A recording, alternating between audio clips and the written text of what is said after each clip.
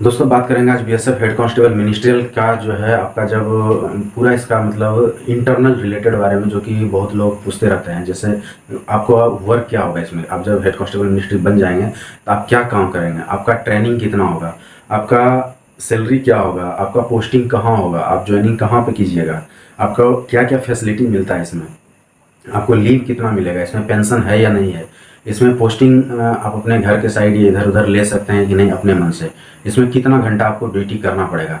तो ये पूरा डिटेल बात करेंगे जिससे कि आपको थोड़ा सा मोटिवेट भी होइएगा कि हमको इस जॉब में जाना चाहिए या नहीं जाना चाहिए।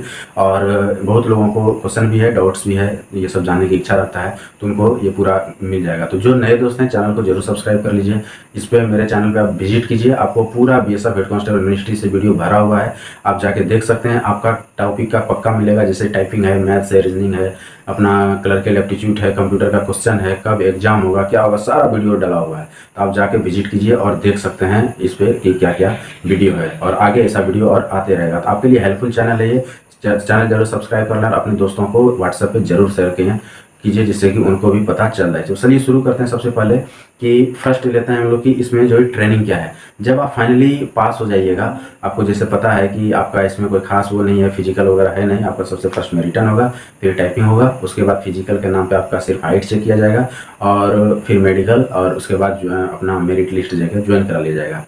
ज्वाइन करने के बाद जो है आपको सिर्फ 6 महीने का ट्रेनिंग दिया जाता है, जबकि 6 महीने का और किसी में भी जैसे एसएससी जीडी में जाते हैं या head constable radio operator RO किसी में भर्ती होते हैं, आरएम में भर्ती होते हैं, किसी भी चीज़ में एसआई सब में भी भर्ती होते हैं, सबका ट्रेनिंग 11 महीना का है। लेकिन सिर्फ हेड कांस्टेबल मिनिस्ट्री एक ऐसा पोस्ट है जिसमें कि 6 महीना का ही ट्रेनिंग है। 6 महीना में भी आपका आधा टाइम ऑफिस प्रोसीजर ही सिखाया जाता है, कंप्यूटर का कोर्स चलता है, आधा समझिए तो आपका फिजिकल चलता है। तो बहुत ही अच्छा सर्विस है आपका। डिफेंस के फुल फैसिलिटी के नाम पे आपको एक नॉर्मल क्लर्कियल जॉब दिया जाता है, जो कि आप ऑफिस में बैठेंगे, एसी ऑफिस मिलेगा, आपको चेयर मिलेगा, कंप्यूटर मिलेगा, और वहीं पे आपको काम करना है। आपका जाते ही आपका सिर्फ कंप्यूटर पे काम है, आपको ट्रेनिंग में पूरा कंप्यूटर सिखा दिया जाएगा। बाद बाकी थोड़ा बहुत आप घर से भी सीख के आएंगे, और जो बच्चा कुछ है वो जब काम करना शुरू करते हैं लोग तो सीख जाते हैं। तो आपका जो काम होगा वो क्लर्कियल काम है। यहाँ पे आके आपको कंप्यूटर, चेयर, ऑफिस आपका मिलेगा, और उस ऑफिस में आपको पूरे यूनिट का आपको काम करना है। यूनिट में जो भी काम होगा उसका ऑफिशियल कॉरेस्पॉन्डेंस जितना पेपर वर्क है वो आपका काम है। तो काम जो है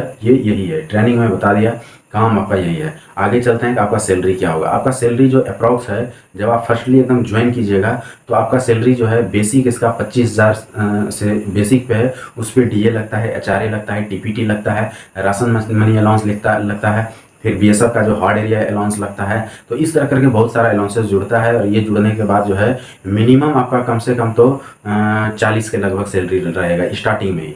और यदि स्टार्टिंग में ही आप कहीं ये समझिए एक तरह से ट्रेनिंग पीरियड में आपका 40 के लगभग सैलरी रहेगा, और जैसे ही ट्रेनिंग से आप हटते हैं, जब यूनिट आपको दिया जाएगा, यदि कोई ऐसा यूनिट में आप चले गए जो कि थोड़ा हार्ड एरिया में, जैसे जम्मू कश्मीर है, नागालैंड है, या कहीं भी जो कि हार्ड एरिया में है, तो वहाँ का हार्ड एरिया अलाउंसेस मिलता है। तो हार्ड एरिया अलाउंसेस जो होता है वो 9700 है, कहीं 17,000 है, कहीं 11,000 है, ऐसे करके 20-22 हज़ार तक का है।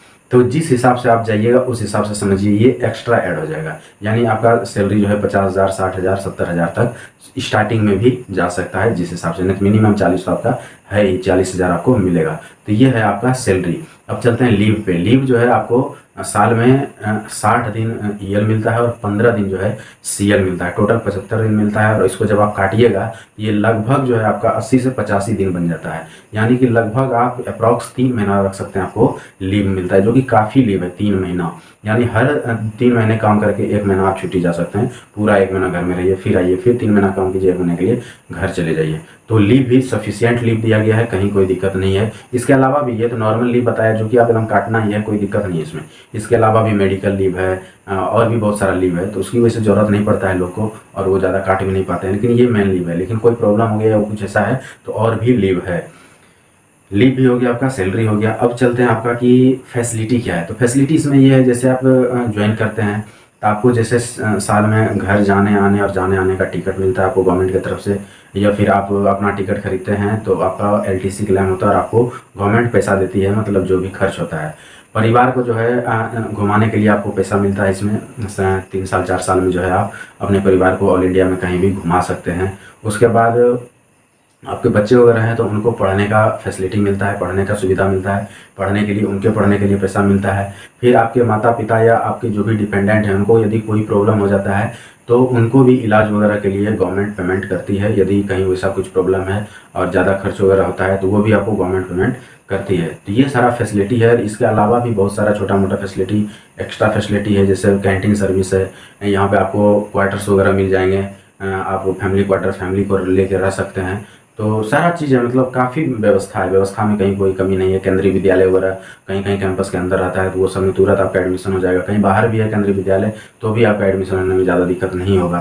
तो इस तरह का बहुत सारा फैसिलिटी है। अब रही पोस्टिंग की बात, तो पोस्टिंग फर्स्टली जैसे ही ज्वाइन कीजिएगा तो कहीं भी पोस्टिंग आपका पड़ सकता है। इसका कोई फिक्स नहीं है कि आपका पोस्टिंग कहाँ दिया जाए, कहीं भी पोस्टिंग हो जाएगा। लेकिन यदि समय के साथ साथ आपका पोस्टिंग हमेशा चेंज होते रहता है, 5 साल 6 साल 3 साल ऐसे में बदलते रहता है, हर जगह चेंज होते रहता है। लेकिन यदि आपका कभी रिक्वायरमेंट वैसा हो गया कि कुछ वैसा एकदम परेशानी हो गया कि नहीं हमको माता पिता के साथ रहना है या अगल बगल रहना है, आपके अगल बगल में कोई यूनिट है और कुछ वैसा लग रहा है कि रहना ही पड़ेगा, तो फिर इसके लिए आपको रिक्वेस्ट करना पड़ता है। रिक्वेस्ट होने के बाद आपका सुना जाता है। यदि जेन्युइन प्रॉब्लम है तो आपके एकदम घर के अगल बगल जो भी यूनिट वगैरह होगा वहाँ भी पोस्टिंग आपका कर दिया जाता है। तो आप घर के अगल बगल भी सर्विस कर सकते हैं, इसमें कोई ज़्यादा परेशानी नहीं होता है।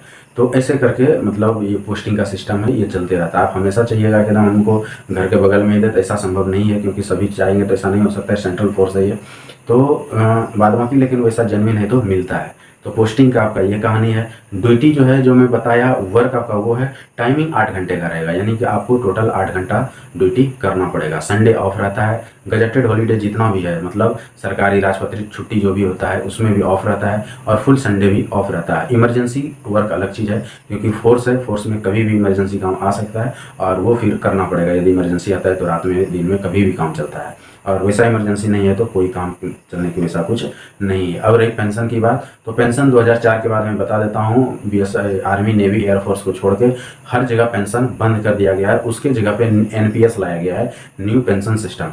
तो एनपीएस के तहत आपको पेंशन दिया जाएगा और उसमें आपका ही पैसा काट के जमा किया जाता है, और जितना आपका कटता है उतना गवर्नमेंट भी देती है। दोनों मिला के एनपीएस में पैसा जमा होता है और उसी को जमा करके आप जब रिटायर जाने लगेगा तो आपको उसी से पेंशन दिया जाएगा, जो कि अभी भी जो पेंशन ले रहा है लगभग उतना ही उसमें भी बन जाता है। लेकिन थोड़ा सा पहले वाले से थोड़ा कम है, लेकिन उतना भी कम नहीं है। तो एज ए पेंशन जो मिलना चाहिए वो पेंशन भी अवेलेबल है। इतना आपको कहने की जरूरत नहीं कि एकदम कम्प्लीटली पेंशन बंद है, ऐसी बात नहीं है, पेंशन भी इसमें है। तो ये पूरा आपका BSF head constable ministry joining से लेके आपका लास्ट सैलरी रिटायरमेंट के बाद पेंशन तक का मैंने इसमें कवर किया हूँ।